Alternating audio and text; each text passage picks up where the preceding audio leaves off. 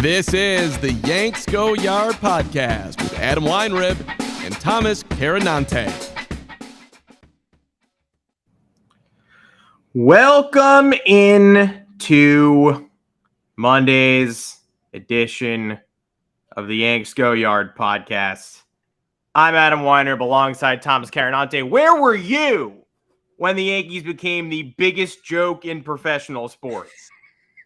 Sometime around 7 p.m. Eastern on Sunday night, when Luis Severino towed the rubber, stared at the catcher's signs and said, "I got jack shit today and haven't for 2 months."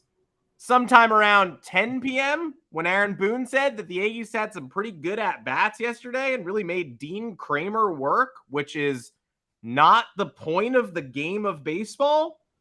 Congrats on kind of making Dean Kramer work a little bit, but you lost 9-3 in a swing game that might have determined your entire season's fate.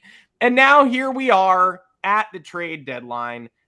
Tomorrow evening, 6 p.m., the Yankees have a number of players who, if they're smart, they will jettison regardless of who they add, but they have to be smart. And it's really starting to feel like, what's the dumbest possible outcome?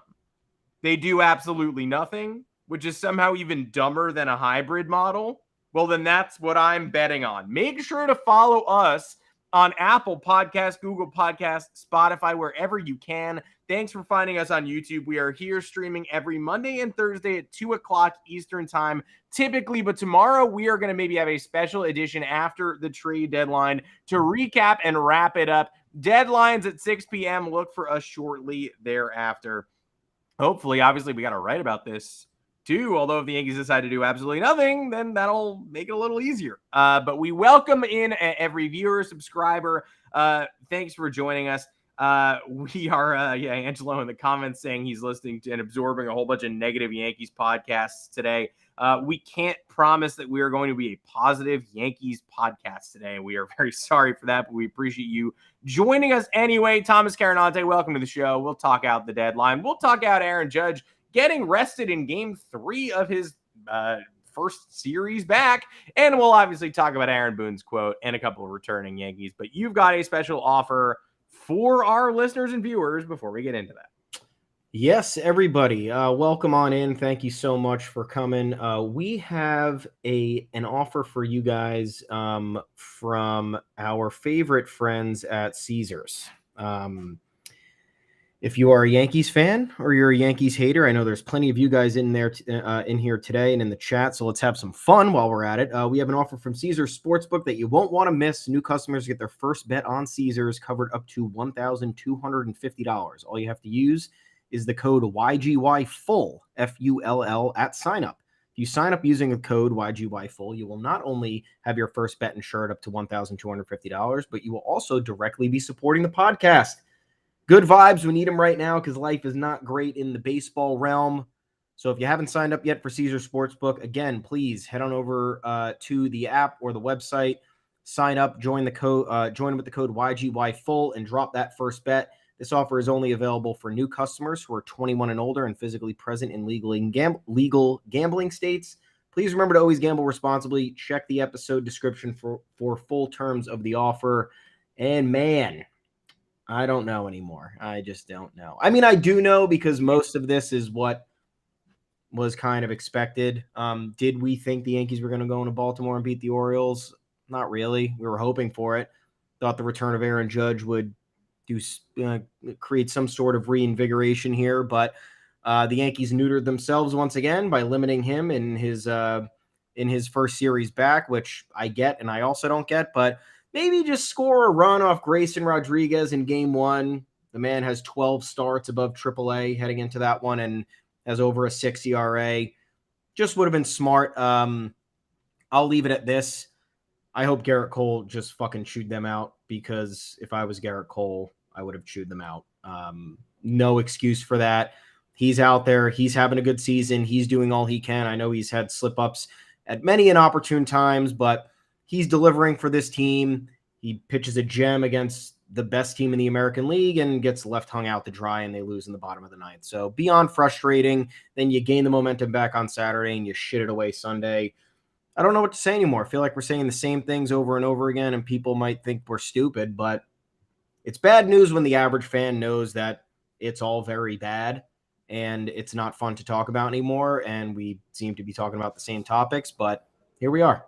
Well, best game of the year on Saturday, probably. Pretty fun, yeah. If Garrett Cole did chew them out, then it worked. But following in the footsteps of Talking Yanks and all the other podcasts that have gone up in the last 24 hours. Hey, what do you want from us?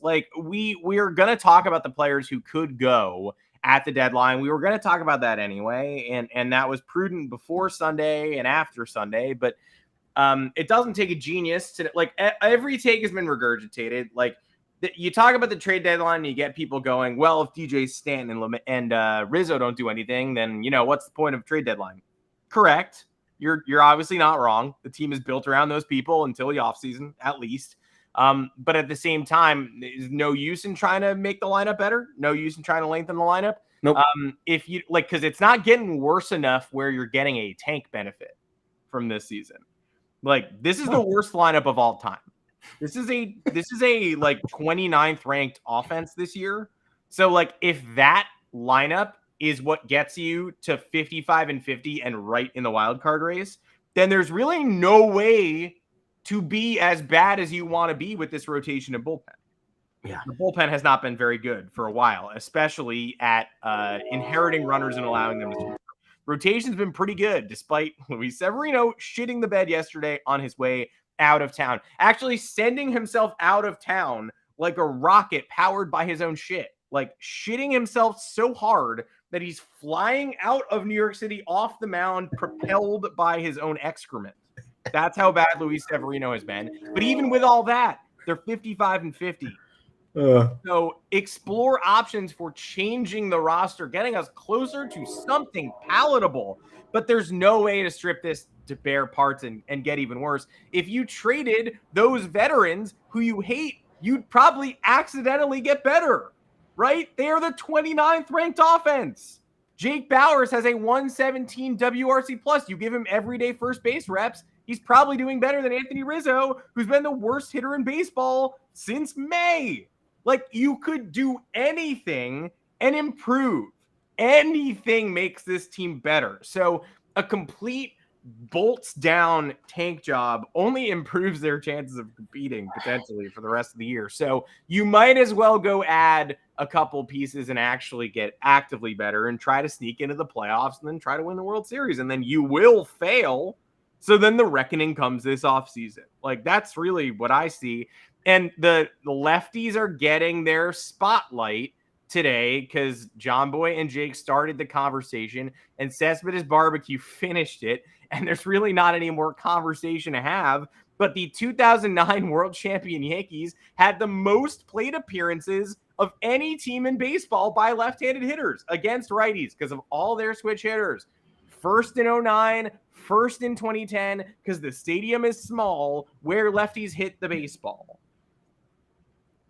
5th in 2011, 8th in 2012, 12th in 2013. That team sucked. Second in 2014, they signed McCann and they got Beltran, the switch hitter, in there. They're starting to figure it out. First in 15, that's a playoff team with a bunch of veterans on their last legs. Third in 16, 15th in 2017. That's pretty weird because that was the first year of the new contention window. So they're starting to slip there. So you would think that a smart team run by smart people that offseason would go, it's weird. This is an interesting young team that's uncharacteristically right-handed for Yankee Stadium. So let's actively change that this year as we move into a contention window. Instead, they target Shohei Ohtani, would have solved that problem pretty effectively. Fail to get him, but failing to get him isn't even really the right way to put it because there just wasn't happening. He said, I don't want to do that. So that's what's up. You're not getting him. But after that, they pivot to Giancarlo Stanton. As Joel Sherman pointed out today on MLB Network, that was the beginning of the end. 18, they finished 19th in this stat. 2019, the other important year here where they finished 29th in this stat. Why is that year so important? A, because it's obviously 29th is horrendous. But B, they fooled themselves into thinking they didn't need left-handed hitters because they had Gio Urshela and Luke Voit and a bunch of people ambushing the short porch anyway, with surprising amounts of power. They had Mike Ford, they had Mike Tauchman, but their best players were obviously right-handed, and there were a ton of them, and that offense was prolific, and that offense was a lie. Because there was a rocket baseball that year, and players who weren't very good looked very good. So the Yankees got fooled by MLB changing equipment, decided they did not have to rejigger the roster on the fly at all. All these righties are A-okay, and then offense got worse in 2020, 28th ranked in terms of having these lefties. Offense got worse in 2021, 29th. Offense got worse again in 2022, 23rd, and offense is the worst it's ever been this year, 27th. All they do is add lefties midseason because they forgot to add lefties beforehand. It never works. Add lefties ahead of time. Make a plan instead of not making a plan, and then we wouldn't have to be having this conversation. That said, you better not just sit on your hands tomorrow and do nothing. Because I don't care if you believe in this team or not. Look at what the Angels are doing right now, turning over like 8 roster spots mid-year from behind us in the standings. And then look at what the Yankees are doing. Nothing. Pick a lane. It can be a pretty moderate sell-off, or you can add some longer-term pieces, but you better pick a lane, and that lane better not be doing absolutely nothing, because that's the only thing that doesn't help you at all. And regardless of what they do, yes, they will have to melt this down this offseason. Well, yeah. What are they going to do? I'm all for buying something that's going to make this team better to at least try and not be an embarrassment this year. But what are you going to do? A lot of teams have already cut you in line. Even the Dodgers making like marginal upgrades in the form of Kike Hernandez, Ahmed Rosario, Joe Kelly, and Lance Lynn. Like, they've already made 4 acquisitions by Saturday. The Yankees have done nothing. Everybody who they have been linked to, the 2 guys that we wrote about extensively, and Jordan Hicks and Randall Grichuk, are on different teams. The Blue Jays got Jordan Hicks. They managed to capitalize on the Cardinals messing up that extension. Mm-hmm. And the Angels up. I mean, look, I'm fine with not having Randall Grichuk, but unless Brian Cashman's creating smoke to distract other teams and zig when everybody zags, I don't know what the other options are. Cody Bellinger's was hilarious. Grichuk was hilarious, by the way. Nobody wanted him, and we have a piece that just went up today talking about how he actually was a net negative defensive left fielder, so maybe they didn't need him. And it's ultimately okay the Yankees didn't wind up with Randall Grichuk, but then you get John Heyman saying they never even talked to the Rockies about Randall Grichuk. Who are you talking to about anyone? If you're not exploring Randall Grichuk, the number one name you were connected to, you really might be doing nothing. Exactly, because then you look back and you see how many positions they're looking for. They're looking for left field. They're looking for third base. They're looking for catcher. We're looking for catcher. Yeah, find that catcher. Find him. Good luck. But at this point, if there's nothing that's coming out in terms that's leading anybody into any direction with players they might be targeting or teams they might even be talking to. And also, every contender who's looking to make moves has already made moves. The Texas Rangers acquired Max Scherzer and Jordan Montgomery. They are going for it. I admire what they're doing, even though they don't have Jacob deGrom for the rest of the year, and now you have a worrisome forearm strain for Nathan Eovaldi. Nonetheless, they replaced that production with both of those guys. And now it's funny, you're going to look back, side note here, you're going to look back and the Bader for Montgomery trade is not going to be worth it. Montgomery's put up a full season of very good baseball.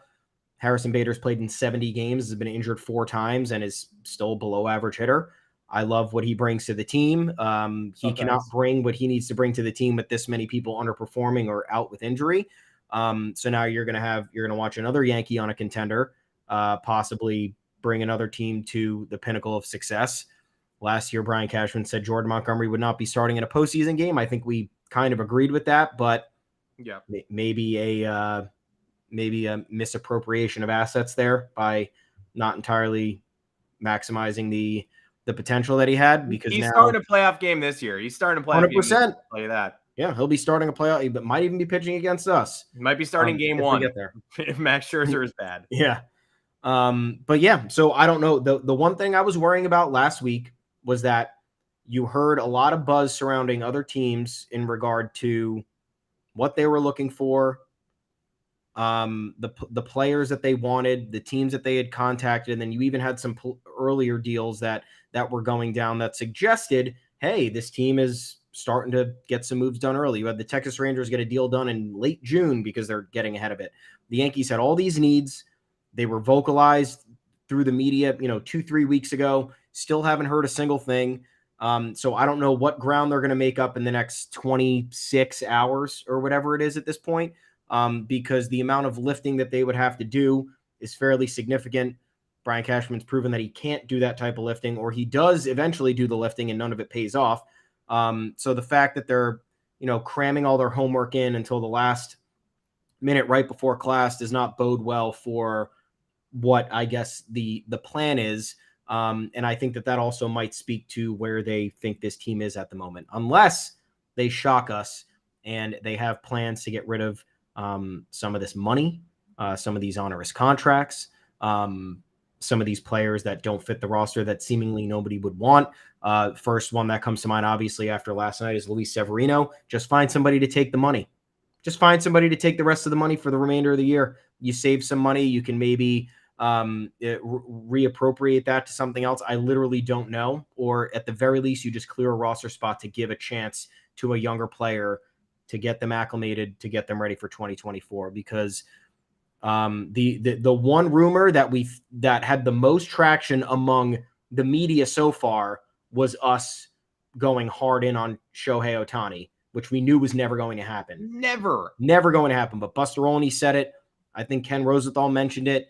John Heyman mentioned it. So that had the most traction. We knew that was never going to be realistic because they would have had to pay a ton. The team probably wouldn't have gotten that much better just with him because of so many, all the other issues and holes that they have. So yeah, I'm genuinely worried right now. I think their best bet is to just sell as many assets as they have and eat it this year and go for 2024, because what they just showed this weekend didn't convince me of anything. And if the team had any sort of collective gumption, they would have known, hey, we have to show the fans that we have to take this series against the best team in the AL because the trade deadline is coming up and we need as many wins as possible to prove that it's worthwhile for the front office to maybe mortgage a portion of the future or outbid these other teams that are in on talks for players who are highly coveted. And they didn't do it. They put up two of the most embarrassing losses that you will see in a given calendar month. And now we're back talking about how, dehumanizing they are and how unfun it is to watch them.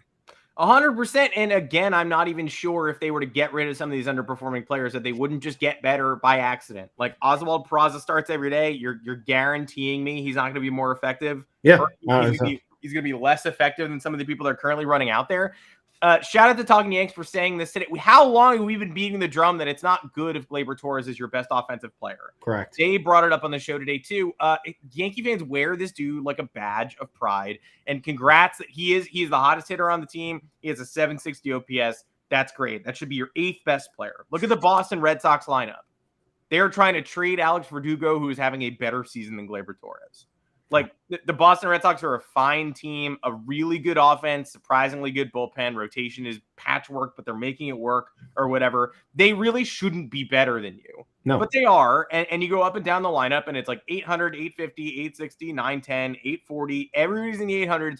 Yankees are topping out. Aaron Judge is over that mark. Everybody else is below it. Like, that's not how it's supposed to go. Well, and how good is Gleyber Torres to you? He has 44 RBIs. Aaron Judge has 42. Gleyber's played in more than double the games, and Gleyber is typically batting second, 2 through 5. His OPS is all the way down under 750 now, too. Yeah. I just don't understand how you can be attached to any of these people to the point where you can't fathom getting rid of them and cutting bait on a Gleyber Torres or a Harrison Bader, who I think people would say was an extension guarantee earlier in the season, and now the tide is turning and people are sort of saying you can't pay that guy. Like you'll hear that more than you'll hear we must pay him.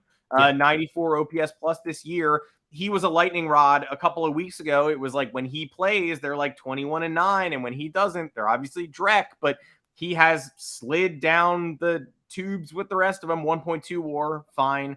260 average, fine. 7 homers, good. 287 OBP, dreadful. 33 ribby, fine.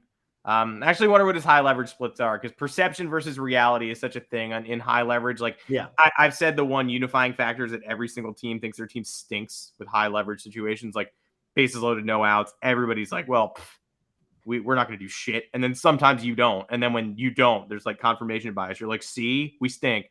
When in reality, like every team's going to fail there sometimes. You remember the times you failed and you think your team stinks.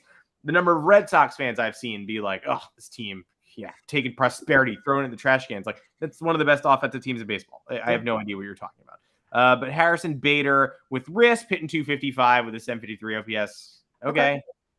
Just fine. 2 outs, Risp hitting 300, actually good. Leighton Close hitting 147. Ty Game hitting 184. Dreadful. High leverage hitting 261. 847 OPS. That's a high OPS. The 4 homers and the high leverage are big time. Yeah. But yeah, basically right in line with the rest of his season. He doesn't clutch up. He just has his okay season no matter when the clock is ticking. And so that's good. That's kind of how baseball works. You want to be the same guy all the time, but it's not like he's going insane. He's not going berserk. He's just Ken. No, the problem with him is 70 games since the deadline. Yeah. Just another one of those acquisitions where it's like, okay, if you're oft injured and you're proving to be an overly valuable piece that is kind of intrinsic to the lineup when everybody else is humming, then great, we can make an exception for spending money, which is kind of what we talked about earlier. We were the people who were like, yeah, guaranteed extension. There's no reason why this shouldn't happen. It's very logical. But now you kind of see him acting out a little bit. He's definitely not you could tell in his body language. He had that incident with Bowers in the outfield last week. He's not as, I think, outgoing in the dugout as he once was based on just the cameras. But who could be? I'm not blaming anybody here. But at the same time, it's a small sample size. It's 70 games. We did get ahead of ourselves. We thought that there was something here based on the early returns. But now things have normalized a little bit. You have 2-3 more injuries into the mix. You kind of realize that you have a lot of outfield prospects that you could just fill the gap with at some point, and you don't know if there will be that. How much bigger of a difference will Harrison Bader make over some top 5 prospect or 10 prospect that you want to see what they can do? At this point, Harrison Bader's body of work, just about a league average hitter. If he's bringing the lightning rod back to the postseason and he's keeping that energy up, then we're talking different story. But if you're just looking at the counting stats and the outfield defense, I think the Yankees would just be fine to get value for him while they can, or let him walk in the offseason, or just figure something else out. Because, again, nothing else is really working here. It's a ping pong effort of kind of creating more hope with each and every victory and then smashing it back down with a demoralizing one. And that is not a team that's going to sustain success. I think that's pretty baseline for anybody who's watched sports. Correct. So that's why Harrison Bader makes my list of most likely Yankees to be traded tomorrow. Mm-hmm. He clocks in the number 5 spot for me just because that would be a drastic departure, but so was trading Jordan Montgomery last year. That would be close to the Mets trading David Robertson, basically saying, we don't intend to have a closer for the rest of the year. We're not giving up, but we just don't want a closer. It's like, okay, so you're going to lose a lot of games. The Yankees saying, hey, our center fielder and our engine, one of the 5 players on this team who fans come to see, yeah, he's gone now. Sorry about that, but he relies on his legs. We're not going to extend him. He's going to get worse as he gets older, so he's just going to leave now. Sure. It's a bummer. Could work, could happen, but would definitely be a white flag admission of guilt. So that's why he's number 5 for me. I have Gleyber Torres just off this list, by the way. Wouldn't absolutely stun me if he got traded, but right now, I think with the needle you're trying to thread, Gleyber Torres makes your team, your decrepit team, better in 2023 than not having Gleyber Torres does. And you have the whole offseason to trade him anyway. Yeah. The reason I don't think he's getting traded also is because of the rumor that emerged yesterday that they were looking for Edward Cabrera, the Marlins starter, and Braxton Garrett, the other Marlins starter, and 2 prospects for Gleyber Torres. You got to take one of those 2 pitchers for Gleyber Torres, Brian Cashman. If that's on the table, like Edward Cabrera, maybe you never harness him, but maybe you do, and that's kind of one of the things the Yankees actually do well is getting pitchers to get out of their comfort zone and shell and figure out how to harness their stuff. He's somebody like the Red Sox have wanted for a while, and like Red Sox fans are pining for him because he's like a co-ace type guy. So like if you have the opportunity to get him for Gleyber Torres, you don't ask them to add Braxton Garrett and 2 other prospects. You just go ahead and do that. So that's why I don't think that's real, but that's also why I don't think Gleyber Torres is getting traded tomorrow.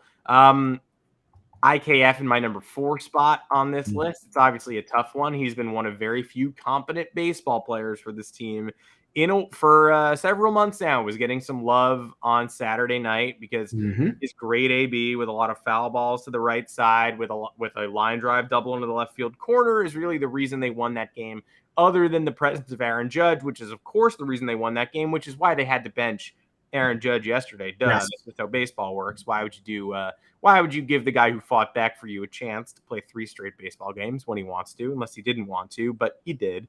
We'll talk about that more. 3, 2, 1 are the guys who I think are really on notice. I'd be a little surprised if IKF went now too, even though he's been diminished lately in terms of starts. One of their very few effective bats, and gave them another example of why he's valuable the other day. And I'm starting to think he's not someone who definitely won't re-sign either.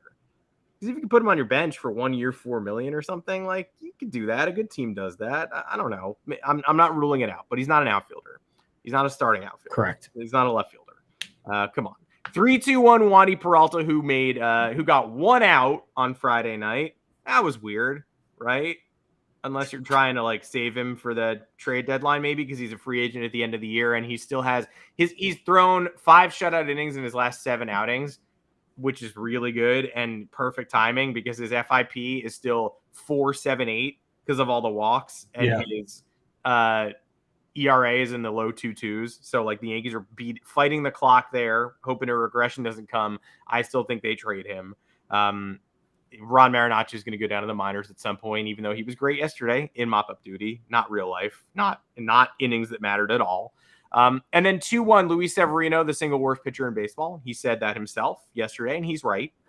He feels like the worst pitcher in baseball because he is. And number 1, Domingo Germán, MLB.com said, he's a sell high candidate. Did just throw a perfect game. Hard to sell higher than that. He is what he is, guys. He's an average major league pitcher who can occasionally be brilliant, because that's what average major league pitchers do.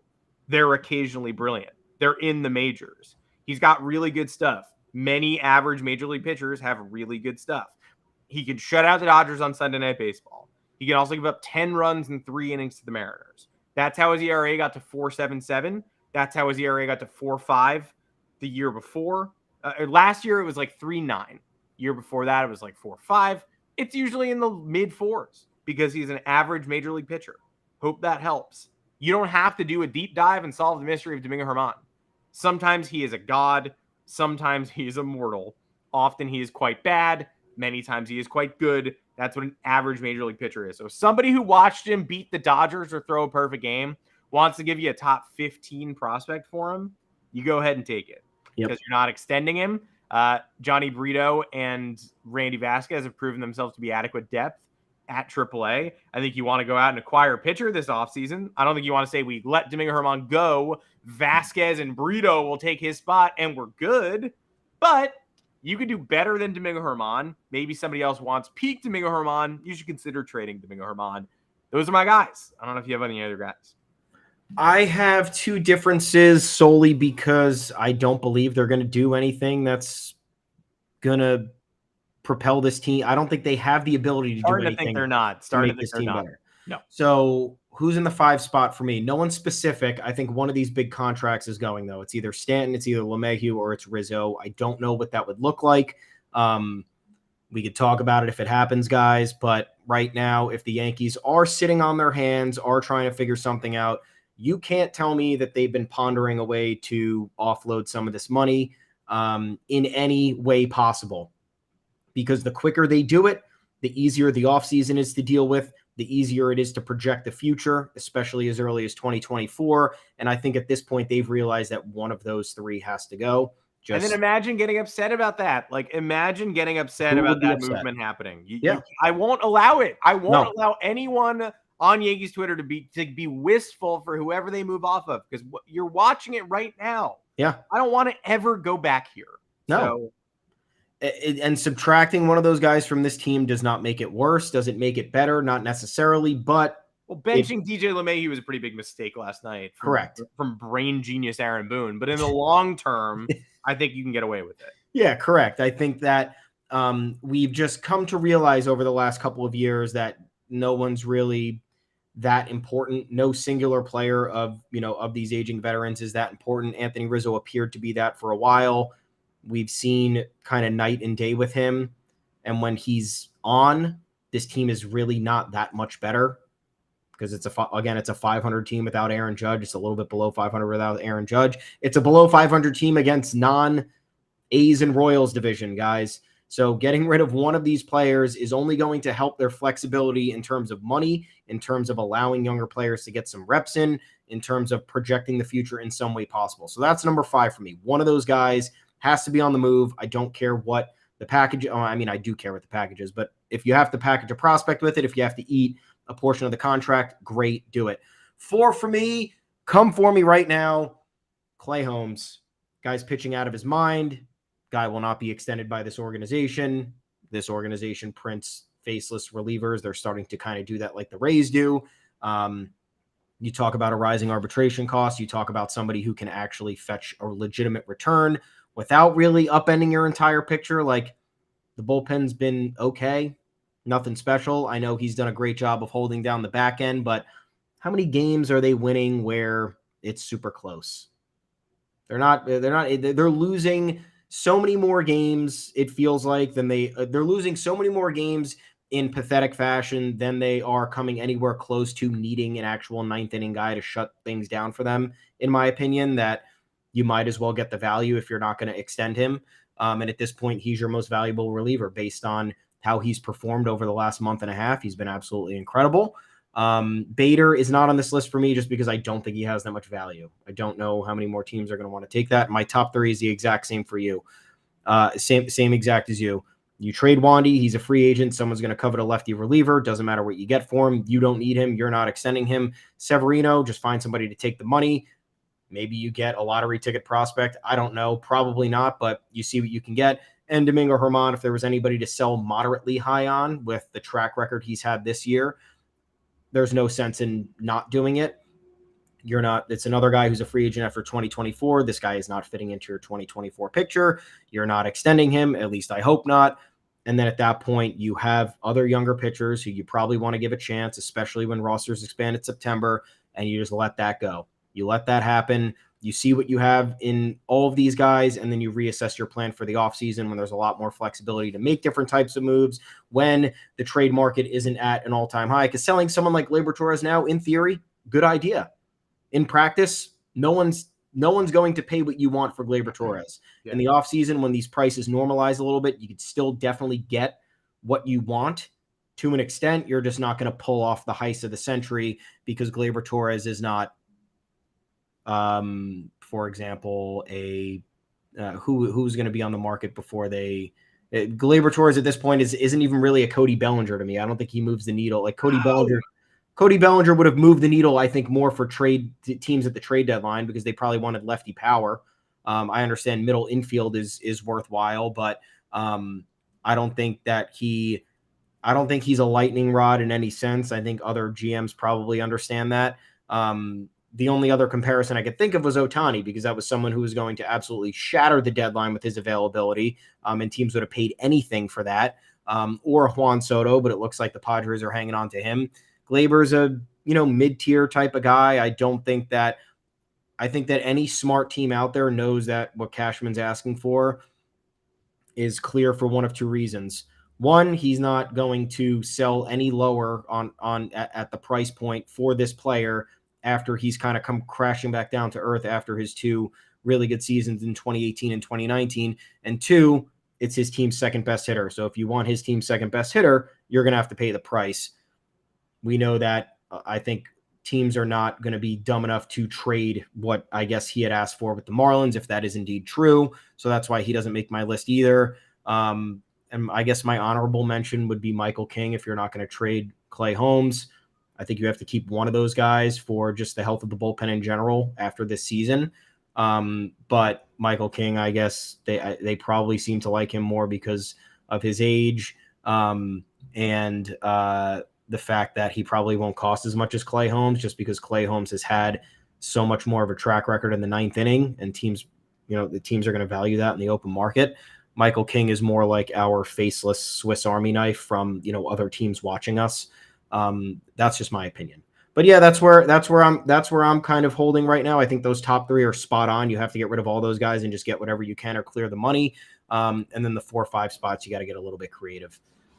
So I hope that at least they can get some money off the books now, kind of level with their fate at this point and move on, because you dug yourself this hole and now you have to dig out of it. Yep, they're making the money on the books a problem. Luis Severino's money, they're making a problem. Josh Donaldson's money, they're making a problem. I defended the Josh Donaldson trade because I got lied to. Because I said you make a trade like this because you're willing to live with the financial hit if he doesn't live up to his exit velocities and pedigree. And then he didn't, and he was terrible, and he was washed, and they said it's too much, it's too expensive, too many finances. We can't maneuver elsewhere. And it's like, okay, well then what was the point of being the Yankees? The whole point of being the Yankees is you can eat your mistakes.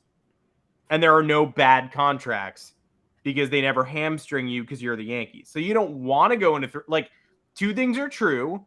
$290 million is enough. You should be able to make a winner out of that. Yes. More than enough. But B, one and B, that's where we're at today. Okay. One. And then also B, if you have to go further, you have enough financial might to be able to extend yourself beyond that. Yes. So, like, the Yankees' payroll does not match up with their profits at all. They've been making profits hand over fist for 20 years. Show us the books. So, number one issue is that they had a whole bunch of lefties in 2009, won the World Series, and then now they don't. But number two issue is that the payroll does not match your financial winnings. And I understand the pandemic was hard for you, and I understand that 290 is more than enough. But if you have to go up to 350, you could. You easily could. You'd still be extremely profitable. And if you want your life to be extremely profitable, we have an offer from Caesar Sportsbook. Come on. You want to miss. New customers get their first bet on Caesars up to $1,250. All you have to do is use our code YGYFULL at sign up. It is right on the screen. If you sign up with our code YGYFULL, you will not only have your first bet insured, you will also be directly supporting the podcast. So if you have not signed up for Caesar Sportsbook, join with our code YGYFULL and drop your first bet.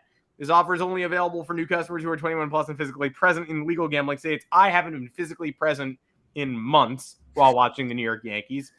Mentally, for sure, not. Physically, I guess. Please remember to always gamble responsibly. Check the episode description for the full terms of the offer. I mean, do we even want to talk about Aaron Boone? I think we do. I think we do, just because you and I, this was like a week ago at our lowest point, and now we're at an even lower point, the lowest point ever. We did like a role play when our brains broke last week. That was basically like, how would Aaron Boone respond to these simple interview questions? Yeah. How would he manage to, be able to hold court and answer for his 2023 crimes? And we came up, we tried to we're playing a character. We're making jokes. We're basically trying to say what's the dumbest possible thing Aaron Boone could say in this scenario?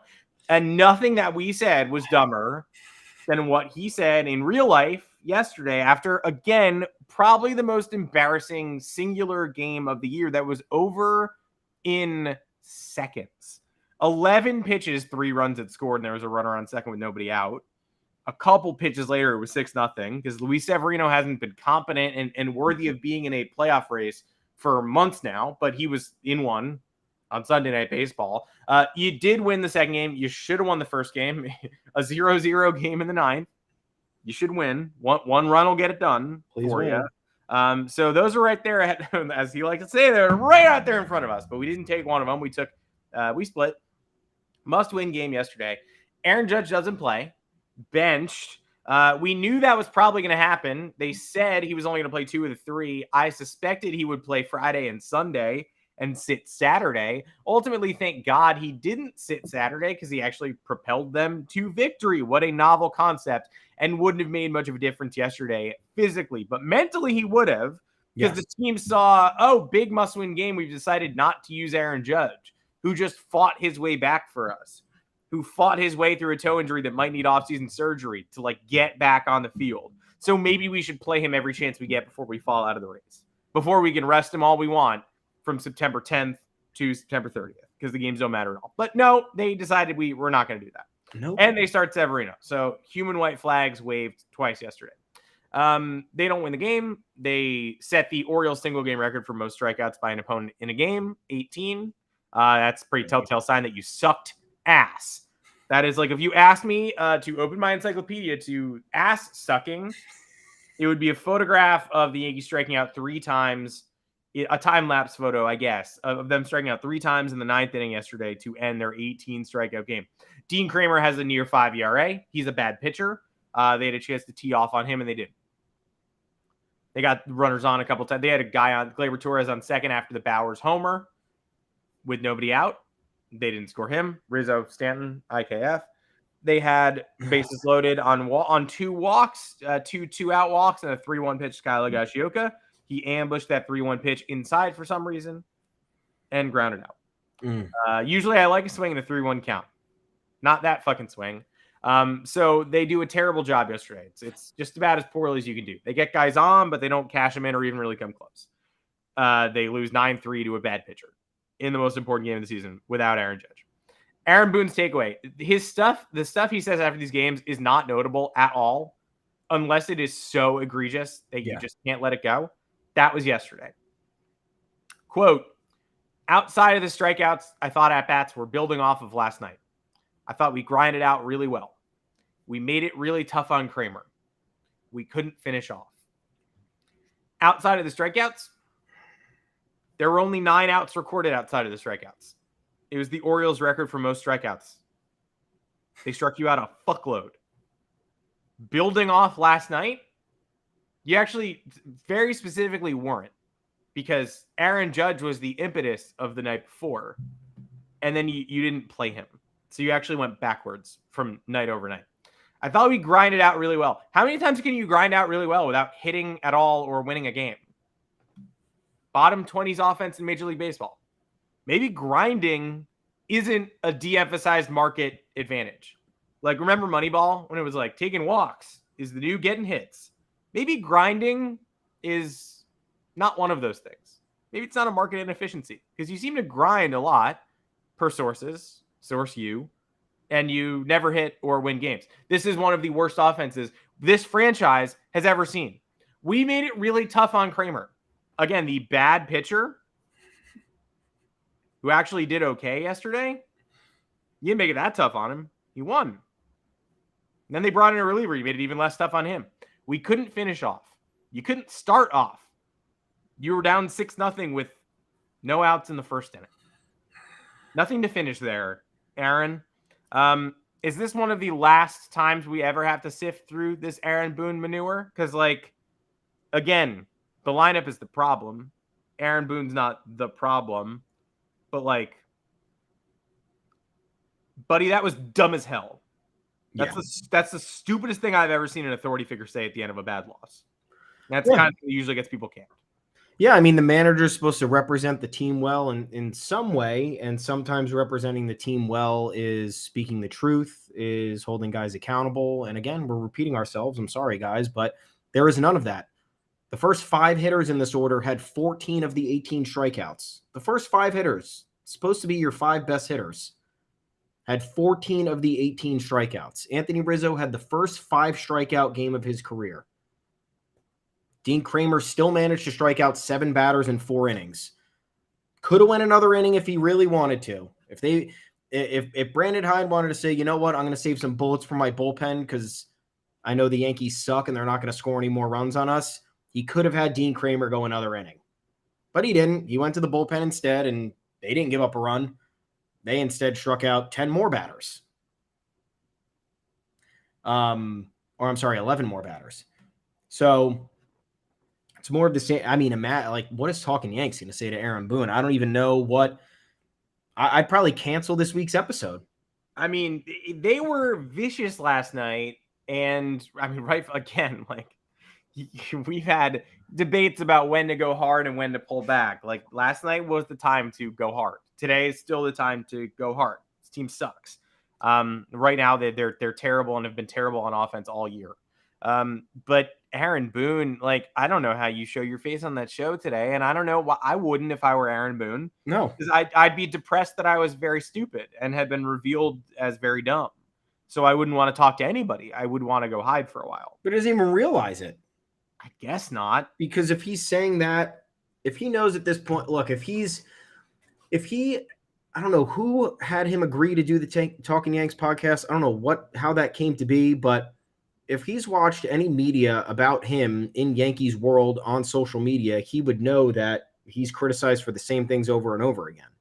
It's questionable lineup decisions, questionable bullpen decisions, questionable pulling starter decisions, poor motivational tactics, not holding players accountable, giving us nothing in the post games, being dishonest about everything. Like, he would, in theory, change one of those things.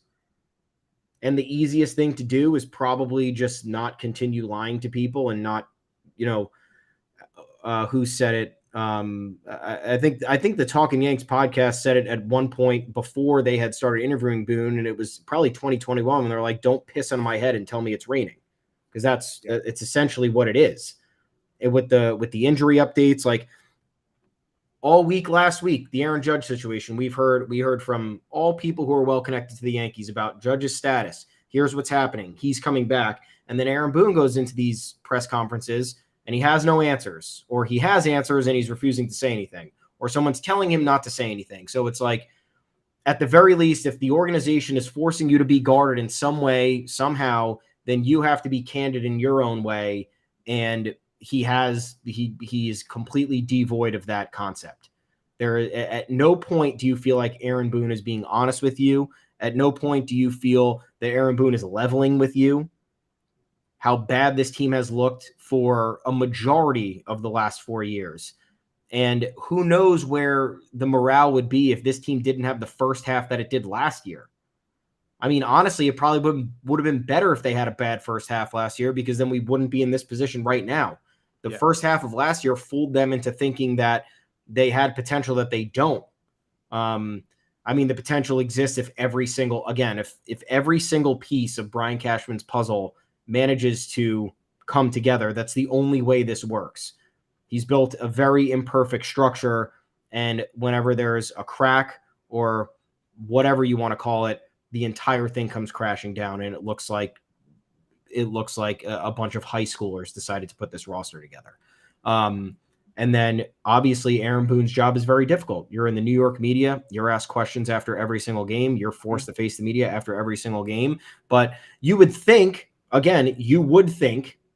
would think that after having all of this practice with the elevated spotlight, with the higher stakes, with the exposure to these tough questions that most other people don't have, that at some point you would adapt.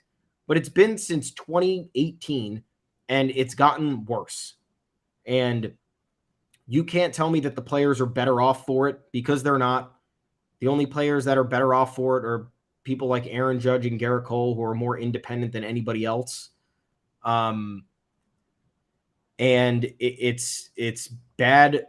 It's bad lip service for a fan base that, yes, make fun of Yankees fans for being dumb, because you do have your dumb pockets of fandom, and they say deplorable stuff, or they're just completely ignorant, and they hold on to the championships, every fan base has it. But for the most part, Yankees fans completely dialed in, know what's going on with the team at all times, know exactly the trade targets they need to look for in the before the deadline, know the trade targets and the free agent acquisitions this team needs to look for in the offseason, knows what's wrong with the roster, knows who needs to be replaced. This is not a group of fair weather fans just coasting whenever the team decides to start winning or decides to go on a run. This is a group of people worldwide who live and die by every pitch, again, for the most part, and you're insulting them every single night, almost. Every other night, I'll be generous and say, the most generous I could be is you're insulting them 3 times a week. And that's a lot of times to insult somebody and essentially tell somebody they're dumb, or tell somebody that they're not watching exactly what they're watching. So, yes, it is worthwhile to talk about Aaron Boone, because on the surface, he is not the problem. This offense is broken. Players who are supposed to step up in times where we need them to step up don't. In fact, they become worse. That could also be a symptom of the managing. It could be the symptom of the messaging in the locker room. It could be a symptom of, no one kind of ever being held accountable or being disciplined for whatever. Poor play, bad behavior, poor body language, you name it. And this era with Aaron Boone has been littered with all of that. There's no repercussion for anything. There's no recourse. There's no lighting a fire under this team. There's no speaking out against maybe certain players, or I don't know. Do some managers have the balls to speak out against the front office?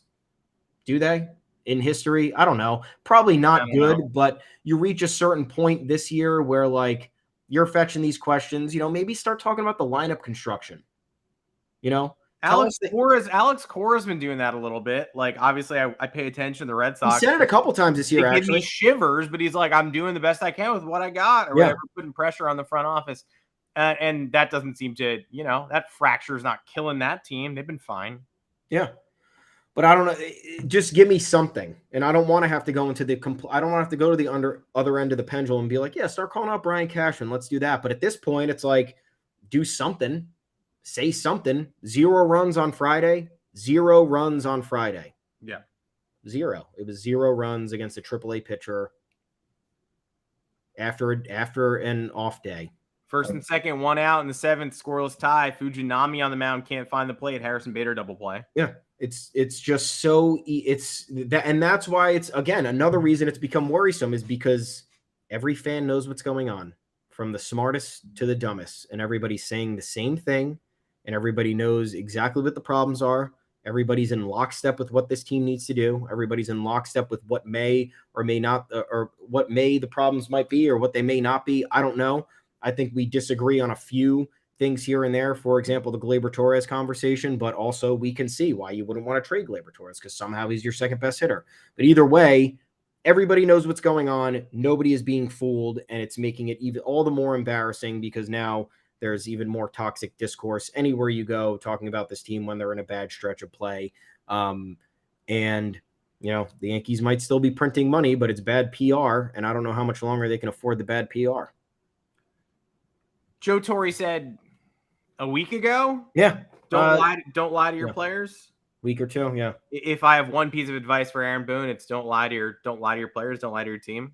Don't lie to the fans either. Don't lie to the people who participate in your product, who go to cheer you and what you've brought, who acknowledge at this point that you've brought next to nothing.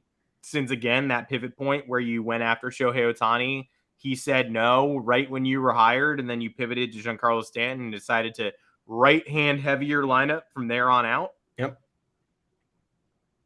Stop lying. Just stop. And you might be lying to us again tomorrow night. We might get on tomorrow night after the trade deadline and have a whole new set of lies to go through. Because you might tell us that getting Aaron Judge back is like getting an MVP back, is like the biggest trade acquisition you can make, even though you actively benched him yesterday with the chance to actually make a real statement. You might tell us that, we were in a lot of things, but they didn't materialize. That is true. I mean, everyone's in a lot of things, but they seem to be materializing for other people because other people are willing to pay the price. The price has so far been pretty reasonable. Jordan Hicks goes for a futures game participant and another AAA righty who needs to be added to the 40-man this offseason. We have 1 million of those. We couldn't trade Clayton Beater and a 40-man roster chum guy for Jordan Hicks. We didn't want to. Guess not. We could have. We didn't want to. So don't tell me we couldn't have. You preferred not to. We'll see how Jordan Hicks turns out. Maybe he proves you right. Maybe he has a 1.25 ERA for the Blue Jays down the stretch, and they make it to the playoffs and you don't. Maybe. We'll see. We will only know that with the benefit of hindsight. But you can't look at the package and tell me you couldn't do it. You could have. You didn't want to. You have another 24-ish. You have 27 hours left to do something and to tell us the truth about it when you don't do it. That something could be trading DJ LeMahieu, Anthony Rizzo, or Giancarlo Stanton by some stroke of miracle. That could be trading Gleyber Torres and waving the white flag on this season, which again might be fine. That could be trading Wandy Peralta, Luis Severino, Domingo Germán, Isaiah Kiner-Falefa, Harrison Bader. It could even be adding someone like Dylan Carlson or another controllable bat. I'm interested. Sure. You want to do rentals? I like Tommy Pham a lot. Yeah. You want to do rentals? I like Teoscar Hernandez a lot. Teoscar Hernandez, plus you trade Gleyber Torres, free up a spot for Oswald Peraza. There are so many things to do. Mm-hmm. And the Yankees haven't done any of them. And they've had about 3 weeks, I would say, conservatively, to do some of them. They haven't done any of them. They now have 27 hours. So Tell us the truth tomorrow night. Tell us you were close on some things, didn't get comfortable with the price. Don't tell us you couldn't make it happen or it fell apart or you made it fall apart. If you made it fall apart, tell us. You couldn't get anything to the finish line, tell us. And just do what you can to make this team a contender in 2024 and beyond. I don't know what happened last year in the first half, and I never will. No. But get us back there. Get us back there. What even is it? That's luck. Or it's this current construct working completely seamlessly, which will never happen.